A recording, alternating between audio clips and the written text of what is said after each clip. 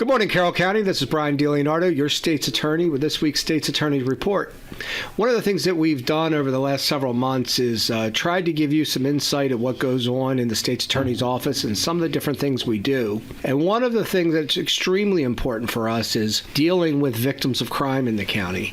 And one of the ways we do that is by having people that are specially trained to work with victims to help them get through the court process and to provide them assistance they may be needing as a result of being a victim of crime.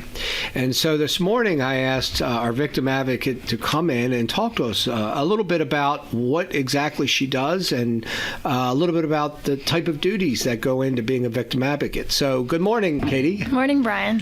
Katie Ritter is with us this morning. Katie, how long have you been working as a victim advocate? A little over a year now.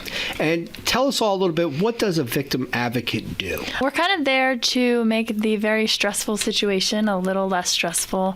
If we can help out, with helping them get their medical bills covered, if they have restitution that needs to be taken into account, or, if they need counseling services or any type of services I can try to provide and make the situation a little bit more easy for them. And of course, you deal with victims, all kind of crimes, from robbery to the families of murder victims to those that have been sexually assaulted.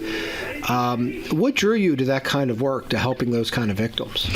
I think I'm a very people-oriented person. I like, to help people in any way I can. And like I said, these really traumatic events that they're going through are very, very stressful. And I like to at least take some of the burden off of them as much as I can. So I would say helping people is what really drove me to victim services. And so when that happens, when you have a victim and you're working with them, you touched a little bit on some of the things that you do. But what about when they go to court? What exactly do you do when a victim is coming to court? Right. So we have the initial process when someone's charged. I try to reach out to the victim and say, hey, I just want to let you know I'm here. We're kind of in the beginning process of things, but, I'll be touching base with you when we have court dates.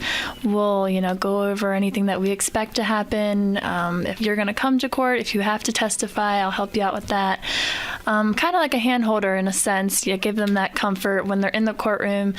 I've had a victim before. It was very stressful. She was really upset, and she was actually facing the defendant was a prior relationship, and she couldn't really look at him, and she kind of just focused on me in the courtroom, and it was really, really good for her and really awesome for me to get that feedback as well. Right. So although we have prosecutors that obviously talk with the victims and work with them, that's your sole job in the courtroom. Right. Yep. To kind of make them feel comfortable, more so like personal, give them that personal contact. Sure. And now I know, obviously, when you've been doing this and you've dealt with a lot of victims, is there any particular occasions that have stood out to you or any particular cases you've been involved with that really impacted you? There's been a couple robberies and burglaries. They're really serious, as well as the assaults and everything. But when the victims are getting into court, I've had one specific or a couple, where they really don't want to go in there and testify, and then they get in there, they're looking at me, they're looking at the prosecutor, they're trying to focus, doing everything as right, as they could. But then when they get out and kind of like slump onto me, like, oh my gosh, I'm so glad that's over, or they give me that genuine thank you, it really makes it worthwhile, and it really is rewarding. So yeah, maybe that's because you think about obviously the initial trauma of being a victim of a crime like that, and then to come in to a really strange setting in a courtroom, be asked about it, asked to relive it again. I would assume that you have a lot of victims that really lean on you in those times. Right. Yeah. No. And it's really personal, and they get, this is a person. It's not just a witness in a case. We care about your feelings, and we care about what you're going through, and we want to try to make it as easy as possible. And this is a really hard situation. So that's kind of what we like to do, is to make them feel as comfortable as they can in a really uncomfortable position. And even when the case is over, I know that you still have at times where victims will reach out and you're still there for them. Yeah, absolutely. So we're not just about, we got our jail sentence, or we got, case is over. I still touch base, how you doing? How are things? And it's almost on a personal level. They say not to take work at home, but you can't help but think about the people and, let them know that you're there there for them. Well, that's great.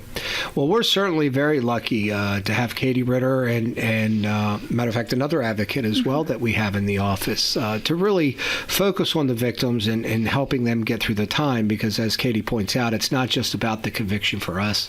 There's people behind those cases. There's people behind the headlines you see sometimes, and it's important that we do everything we can to not re-traumatize them through the process. So thank you so much for coming in this morning. I really appreciate it. To everyone out there, thank you again for listening today, and I wish you had the rest of a great weekend.